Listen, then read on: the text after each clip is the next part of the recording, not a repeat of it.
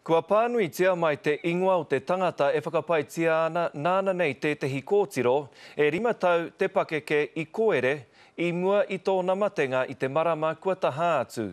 I tū a Kerry Rātana e 24 ōna tau ki mui te aroaro te kōti o ahuriri I te rā nei. Kei a Mikey Sherman, ngā whakamahuki. Kaore I roa tā Kerry Rātana tū ki mua I te kai whakawā, ka pakaru mai ngā umere me ngā whakawhiu a te whānau o Sahara Baker Koro, te tamaiti e ai ki ngā prihimana I kōeretia e Rātana I ngā rā tata I mua I tōna matenga.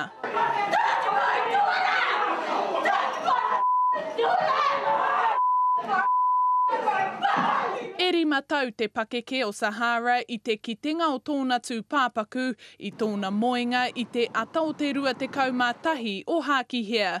No muri tata mai ka mauheretia a Rātana 24 ōna tau.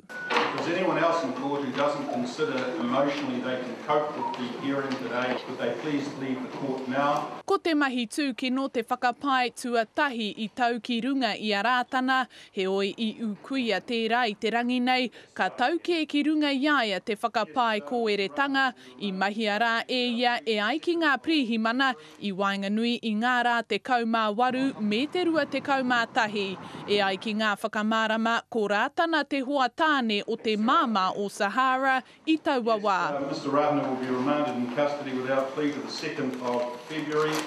Kei te haere tonu ngā mahi tirotiro a ngā prihimana, I nā kaore tonu I te mārama, nā te aha I mate ai tēnei kōtiro. Mikey Sherman, Te Karere.